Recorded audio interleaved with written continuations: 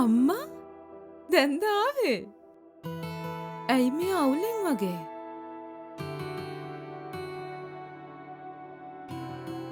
අම්මා රිපෝට් එක ගත්තද? දුවේ මගේ සුගර් ලෙවල් එක 320ට නැගලා. මේ බලන්න.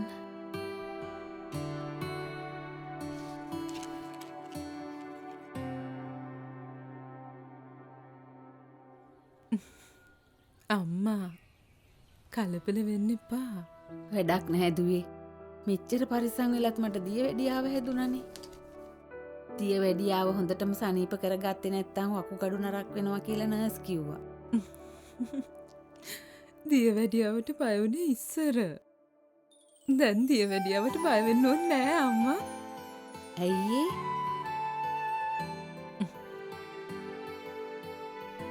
මෙන්න මේ ආයුෂ්මා මස්බැද්ද තේක තියෙනවනේ. හැමදාම උදේට තේ බොනවා වෙනුවට මේක බිව්වොත් ෂුගර් නැත්තටම නැති වෙනවා. ඔයා කොහොමද ඔච්චර විශ්වාසයෙන් කියන්නේ? ඇයි අම්මා? අර මගේ යාළුවෙක්ගේ අම්මා කෙනෙකුට ෂුගර් 400ට වැඩි වුණා කියලා මං අම්මට කිව්වේ. එයා හැමදාම මාස 3ක් එක දිගට මේ තේ එක බීලා රිපෝට්ස් චෙක් කරලා. ඔයා දන්නවද? ෂුගර් 110ට අඩු වෙලා.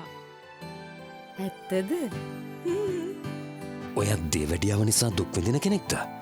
නැතිනම් දේවැඩියා අවදානමට අහුවෙච්ච කෙනෙක්ද?